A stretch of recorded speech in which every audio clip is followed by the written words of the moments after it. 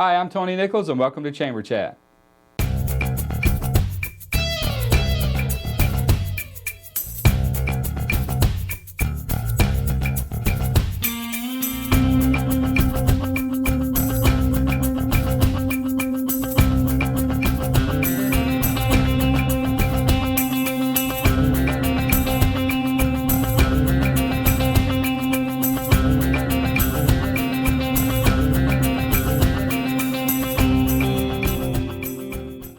Hi, welcome to Chamber Chat, a program put together by the Salisbury Area Chamber of Commerce to keep you informed of what's going on in your community and in your chamber.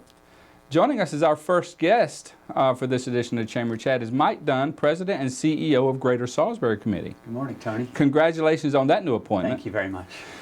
Listen, before we go down the Greater Salisbury Road, I want to hijack this conversation for just a moment. I want to read something to you. I'm going to talk about an award. This award recognizes an individual or an organization who has contributed to fostering arts, culture, and entertainment in our community. That particular award is the Community Arts and Culture Award presented by the Salisbury Area Chamber of Commerce at their annual awards banquet.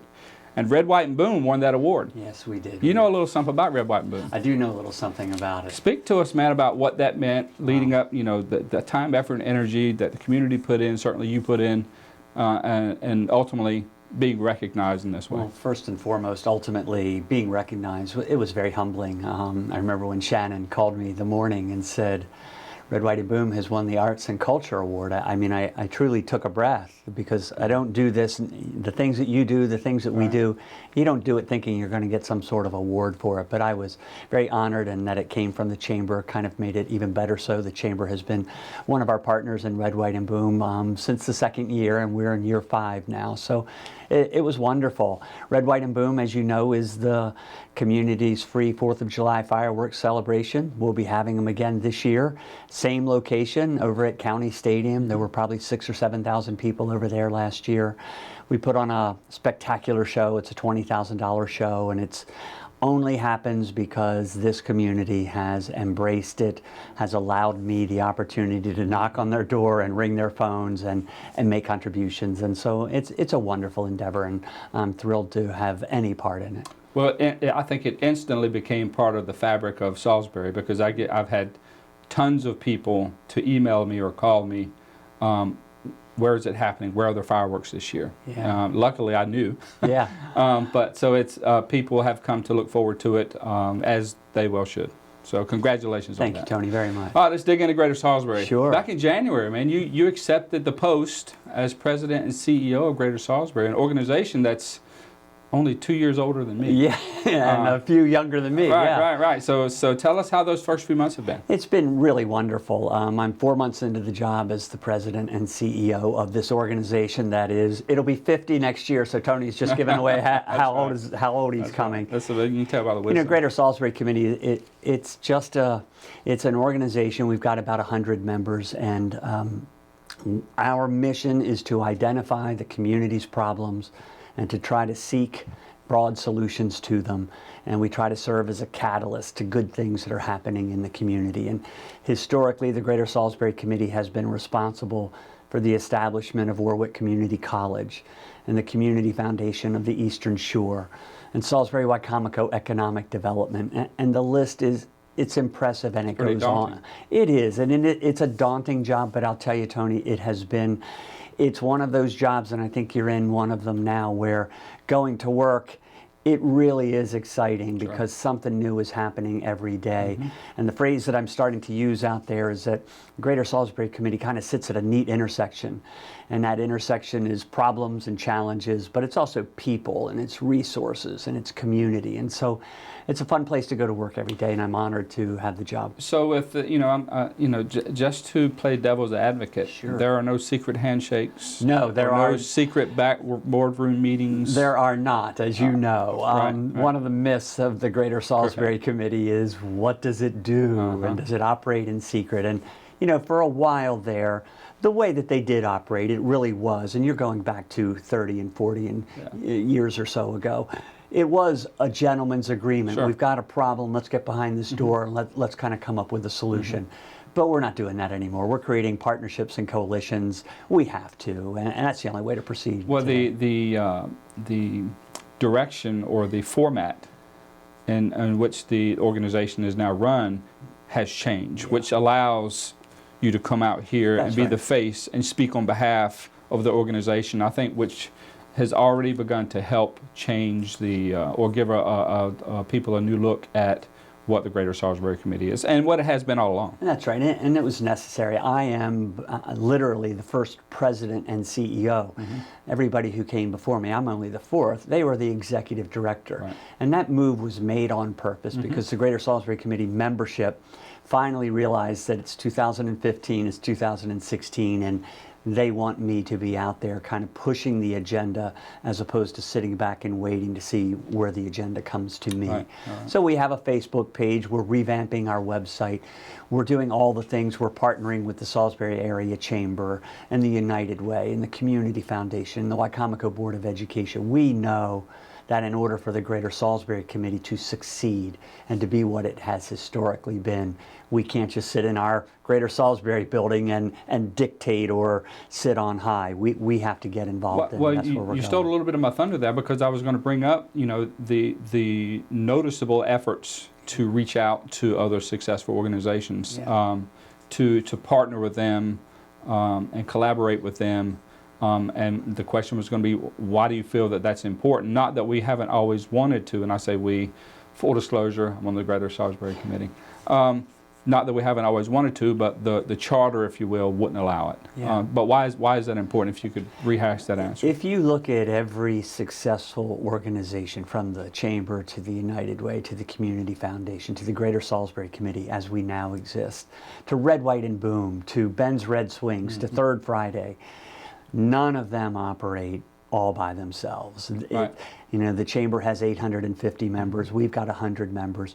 We must cooperate and coordinate together. The third day on the job, I was at the desk of Ernie Colburn, the president of the Chamber, and that was by design, and Ernie was kind enough to have me down there. The first day on the job, 15 minutes into my job, in walks Dave Ryan from Salisbury Wicomico Economic Development. The way things happen, you know this, Tony, the way things happen in this community is when we all work together to kind of move it forward. So that's the approach that the Greater Salisbury Committee is now taking. I'm going to say two words that not too long ago would not have been synonyms: social media and the Greater Salisbury Committee. What's that all about? It's all about what we're talking about. We, you know, the Greater Salisbury Committee, part of its problem, if you want to say that, is that people weren't sure what the organization did. And unless you're the CIA or the NSA, that's probably not a good idea. So we're trying to just, you know, by putting a Facebook page out there, it's not just a Facebook page dedicated to the Greater Salisbury Committee and what we're doing.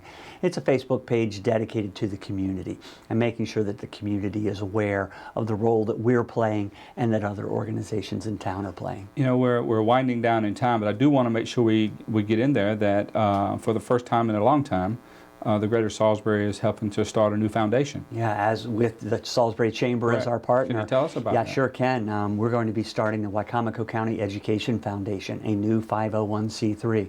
It's a great idea that we're stealing, we're hijacking, to use your word, from the Worcester County Board of Education.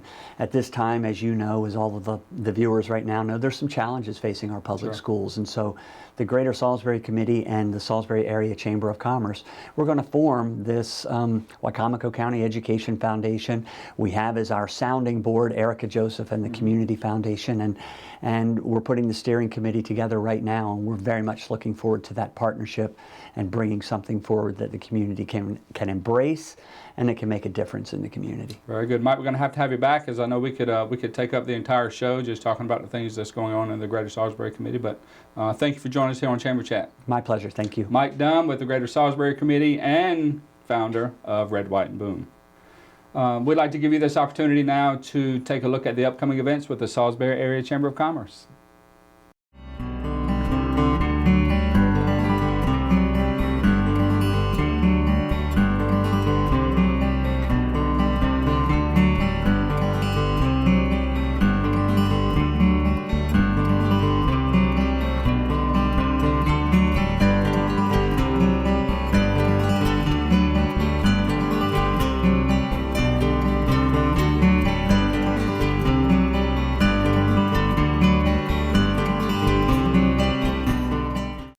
Welcome back to Chamber Chat right here on PAC 14. Joining us now is Pastor Mark Thompson. Welcome to the program, Good Pastor. morning, Tony. Thanks for having me.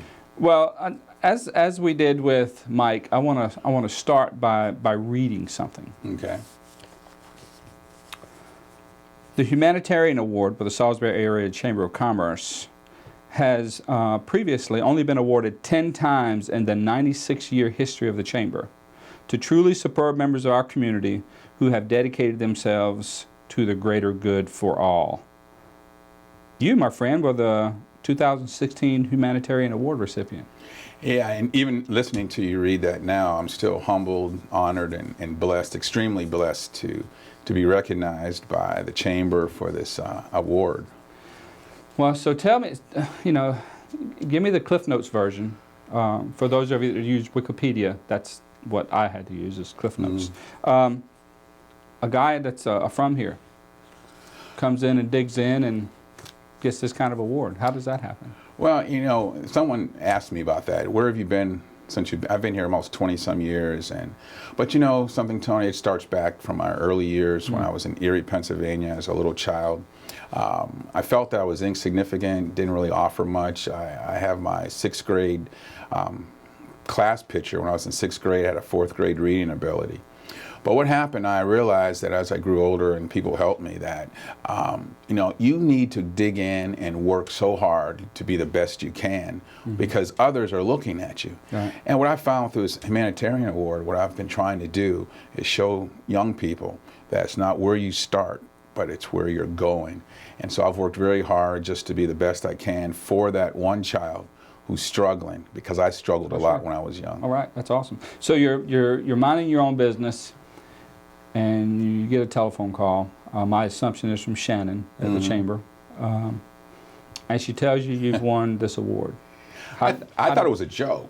Oh, okay. First I thought it was a joke. I said, "Oh, okay, thanks," and then I said, "Well, send me an email so I could try to wrap my head around this thing." And then I realized, what I do is not for awards. Right. Again, when I say I'm extremely honored and blessed, God's given me a special gift. And my gift is to be as passionate as I can for people. I really say that from a movie quote, the Freedom Writers, I've been blessed with a burden for people. There you go. Meaning that when I see hurt, when I see needs, I just have to dig in and do something about it. Well, to that point, I'm going to read a little something about in your bio, not a lot, because it's too long. Ooh. Volunteers as a chaplain at Coastal Hospice, serves on numerous boards in Salisbury, including Big Brothers, Big Sisters in Wicomico County Housing, Village of Hope, Salisbury Urban Ministries, Horizons, Lower Eastern Shore Children's Center, and the United Way of the Lower Eastern Shore, just to name a few. That's walking the walk when you say getting involved in the community. So why do you feel it's so important to be active in the communities to the degree that you are? Well, I always tell people, you just can't be a spectator. You need to be involved. A lot of people sit back and complain about what's not being done. I always say you need to just jump in and do it. Lead by example. And that's what I always try to do, lead by example. I can't sit back and complain about things or tell other people how to do things. I'll do it, and then I look for people to follow. And if they don't follow, I'm still going to get it done. I just love people. I love working. And as long as I have breath in my body, I'm going to keep working until that last time when I can. Awesome. I tell many people, to your point, when they join the Chamber of Commerce, the Chamber is one of those things where you can get a lot out of it, or it can be one of those bad experiences. And it's 100% what you put into it. So the way you get involved in a network or a division is you just show up. So it's that very much what you're talking about. You just show up, get involved. You just show up. I always say, in our church, when people come to church, they sit there and wait for something. I say, you have that spark inside you. You bring the spark to the fire, and it's going to blow up. Right. And what I try to bring is that enthusiasm and passion, and that it can get done. Right. I'm a person that says it can't get done, but it can. We all work together. I have what Apollo 13 mission that nothing's impossible, and that failure is not an option in my book. Well, you have this little ministry you got going on. You're a pastor at Emmanuel Western Church, but Adopt a Block ministry. Ooh, that is such a blessing right there. We go out every other Saturday into the neighborhood. It was a vision from our senior pastor, Pastor Dunn. And what we do for the last 3.5 years, we go out every other Saturday into the neighborhood, the Church Street neighborhood. We're up to 180 homes that we knock on every door. We serve over 300 people. We deliver over 3,000 pounds of food. But it's not just about trying to bring members into the church. It's about showing the love of Jesus Christ in the neighborhood. It doesn't matter who you are, but we love you. And that's what we try to do through Adopt a Block. Well, it sounds like you're not trying, it's more about bringing the church to them rather than getting them in the church. Oh yeah, you know, sometimes churches stay within their four walls, but we go out into the community. And again, when you show people love, it's not what you do, it's how you show them. And we show them through our generosity. We don't ask for anything. We just want to show love and give love. And it's just been a blessing at the church. There's another program you're part of, the Wicomico County Mentoring Project. How's that been going? It's been going really good this year. We got a lot of partners. The county executives signed an order saying that county employees can come in and work into or mentor into our school system. My goal is to have 1,000 mentors this year. We're up to about almost close to 600. But it's so important to engage our community with our students inside the school. Again, here we go again. Don't sit out and complain about what's happening in the school. Come into the school and work with our children that need you so much. Is there a number now? I know there was a pretty large number here earlier in the year. It might even have been the latter part of last year. Was the number 800? Yeah, 800 students on the waiting list. But you know, I've changed that because I don't want people just to think that mentoring are just for certain type of children. But we need mentors for every child in the school system. There are 14,500 students. Everyone has a mentor. You probably have a mentor. So my philosophy this year is every child needs a mentor. So everyone step up. Let's come into our school system and work with our students. All right, it's time to, you're certainly putting feet in the street, so to speak, in terms of your philosophy and then following that up with action. What would you tell the people in the community, in the neighboring communities? How would you speak to the importance of just showing up? Well, one thing about people just showing up, don't sit back and watch. Be a participant. A spectator, you sit back on the couch and you watch and you criticize. Don't criticize. Step out, and once you go out and help, you'll find out there's no greater gift than sharing your talents, your time with others. And then you'll find out how God's going to bless you. So if you're sitting back watching, just step out. If you think you have nothing to offer, you do. You just don't realize it. You have a special gift inside of you that needs to be shared with our community. So step on out, ask me, and come with me, and I'll show you how to do it. That's a great place to end. Pastor Mark Thompson, thank you so much. Congratulations on your award. Thank you so much. Well deserved. Thank you. We'd like to give you another opportunity now to take a look at the upcoming events with the Salisbury Area Chamber of Commerce.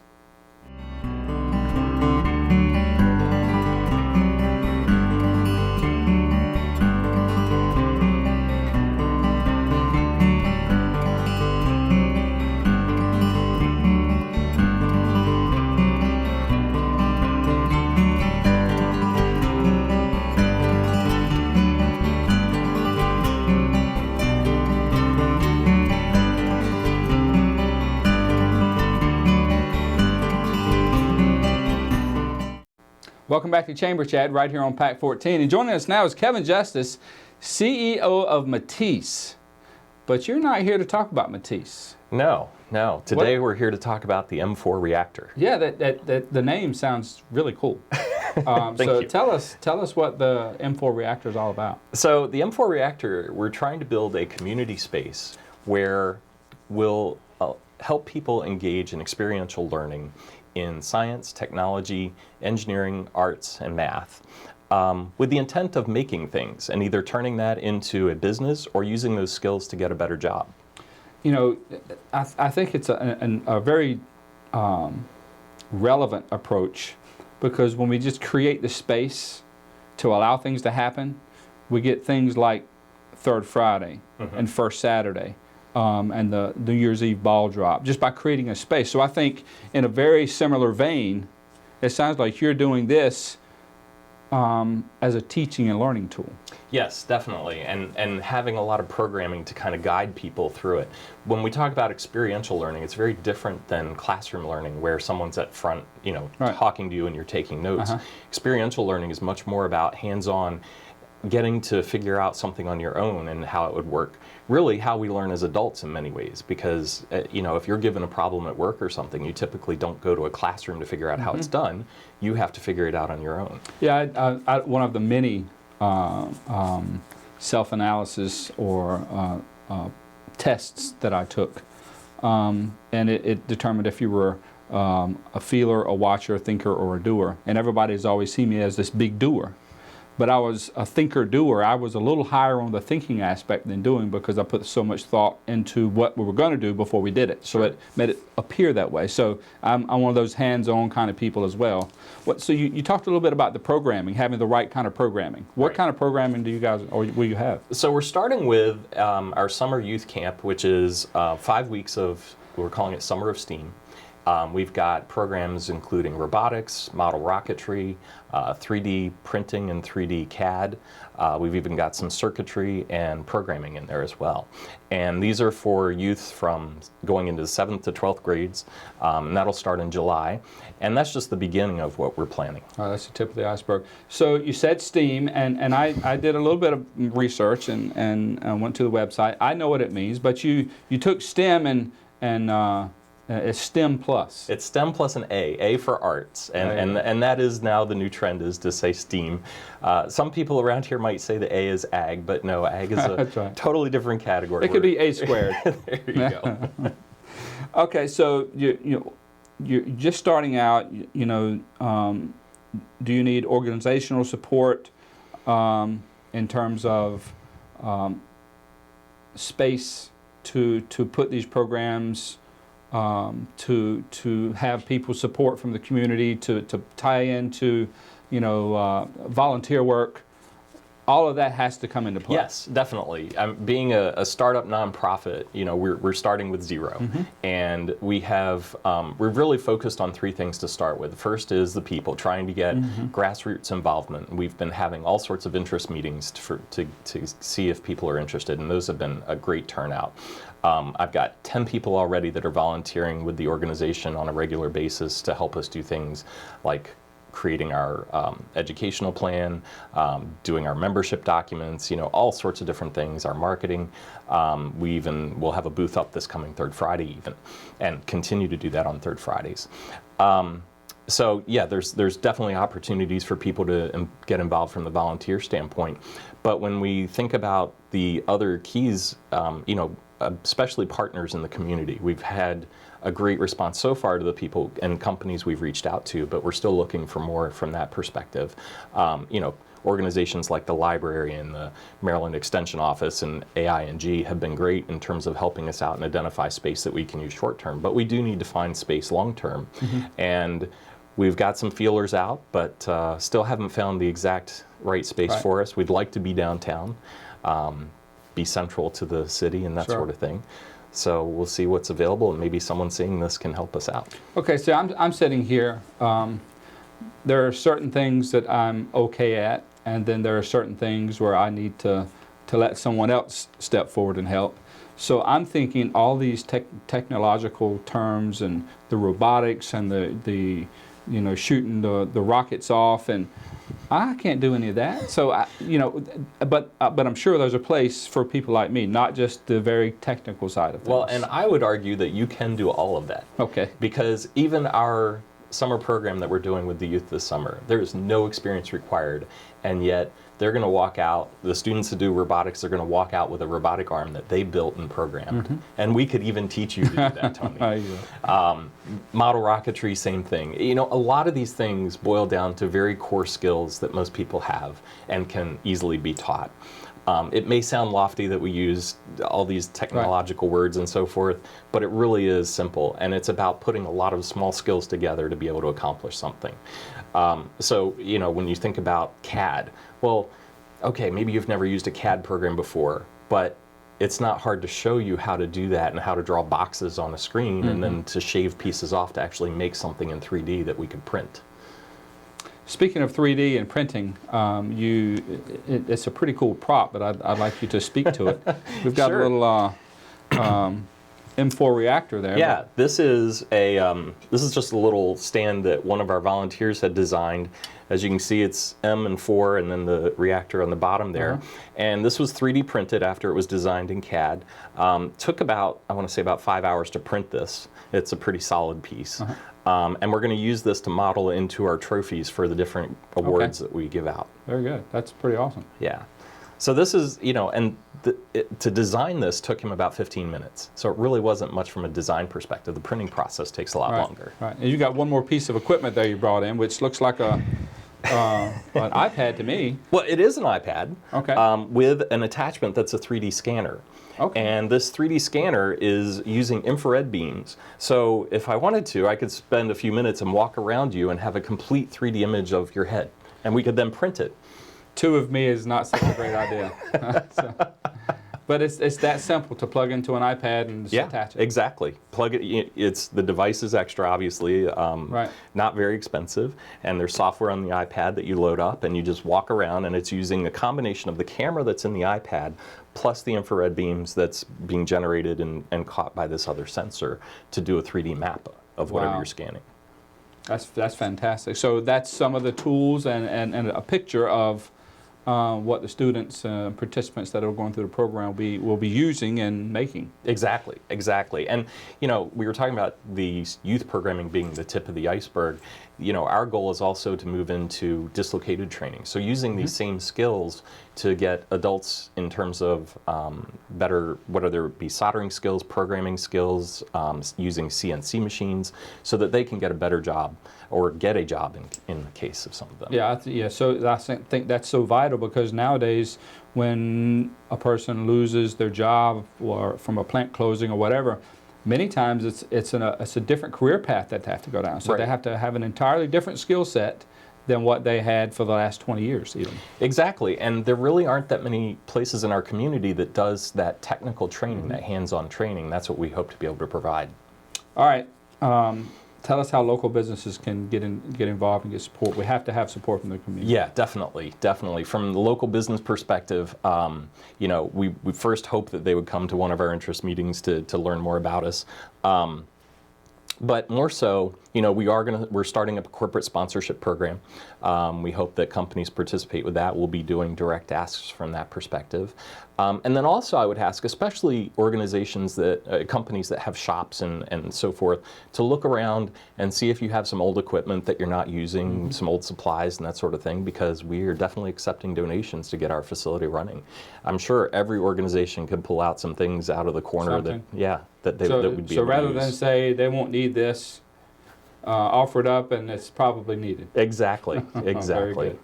All right, well, how can we find out more about the M4 reactor? The best place is m4reactor.org at our website, and we've got a mailing list, so please sign up for our mailing list.